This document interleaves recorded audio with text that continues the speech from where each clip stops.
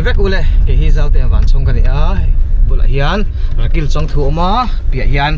kluanga ombok ani kini ho hi MTKP media crew team te kan ni a zanina hianin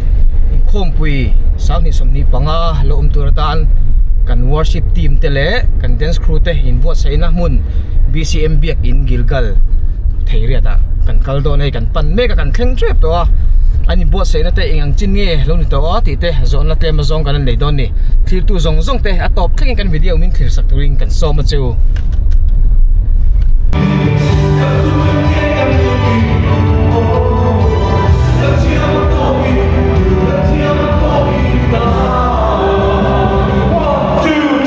BCM biak in Gilgal theirat kan thleng to hey worship team leader umhuna kan mu a ani hi BCM choir member nilania BCM choir khanin secretary ani na kha anei bokin ka sha tiro chanin zona tlem te kan zo don che a idudu dani min chang mai don ya Inbuatsaihna te in kal tlang to em pathian zara kan kal tuang khop mai hey member en zan nge in ni a hey in lo zir de mu me kan lam de mu me la kan lam mu melem te reng mai worship team big ngor hi member som ni kan nia musician parukle zai shoi tur big hi som pali kan nia tin chu ba ka chuan hey dance crew hi san pain kan nia MTKP lamachangin an ruata kan dance crew member hi pangan ni boka tian chuan kan ti ho dial hai nuam don khop mai kan lam na sa ngo chan pani voi eng zat nge in zir to a hey in ko khom te tun la ya chani machine kan boy to a har sat mel kan tia voi zat nge in lo zir to a chan zir le ma bak tur kha voi zat nge la nei ni worship team hi November tha de to khan ni kuma khan ti dinani to a ti chuan kan hanin mukhoma kan kal dan tur te kan an soi hova soi da kangin kan din lai kha Christmas nai chho kha ni to ni chu wang chuan Christmas ma khan khun kha kan nei tam thei lo wa program le unit lama te mani ko ran lama chu le ne te kan lo ni to lama wangin December a khan tum ni chu kan Inbuatsaihna na ti chuan Christmas kum thar chol kan an mang zeta ti chuan kum thara hian ma theng berin bul kan chana tun china hian kum thara ringo thian chumli kan zir ta a ti chuan kan lama ba khi tum som le pali vel hi khawmpui ma hian zir kan la tuma chol kar khata hian tum thum te kan zir mo chu tiang chuan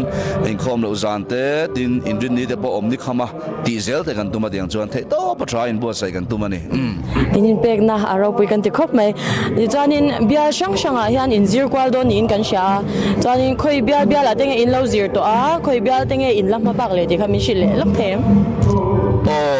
ni bial pastor bial lung le khopui chung a om a hian zir kim kan an tum viam la chungin kan an dil khan kan an dil hun ni a ocean program lo nei to ten om ta ka wang khan kan duang a kim hian kan shoot thei don talova kan rom han chuna chuan pastor bial pariat huam chung a hian zir kwal kan tuma tin chu ba ka chuan kan lom na mem chu engamo emergency le kan mamo huna pianga BCM Salem le BCM Chan Mari hian an ko han jam room hi kan du huna man thei du hian min phal sak boka diang chuan ani ko han na bo hian kan ti kun masalam pheju kan lo ti chara ti chuan hey bial pastor bial kan kal chho chana tun zanin BCM Gilgal thele da kan zir hi pastor bial kan fara chuan azan ni na chawala ni chu ama sabera ka BCM zotlang pastor bial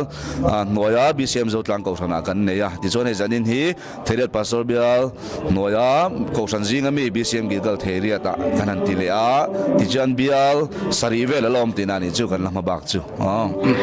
inin pek na te inin Inbuatsaihna te halpan mal som sela kan ti a Inkhawmpui huna hianin thei top chwa inin Inbuatsaihna te mal som ani theina tur khanin du sangna kan hlan cheu a ti chuanin i hun hutak min pe a kan lo me a ini ba kan lom lu tu ke le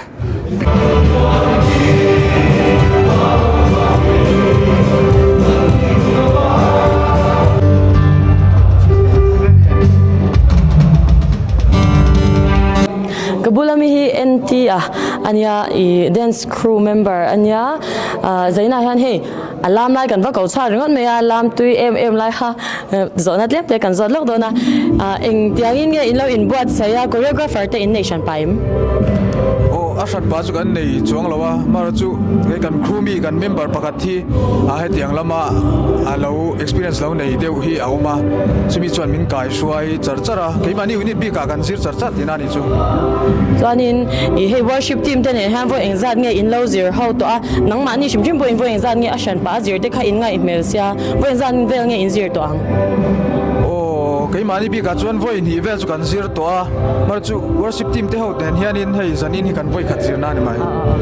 I chuanin in ko khom te a har sa em nge bel khatami an rod khom vek cheu har sa lo ke ni unit khat kan niamo ke tu na mi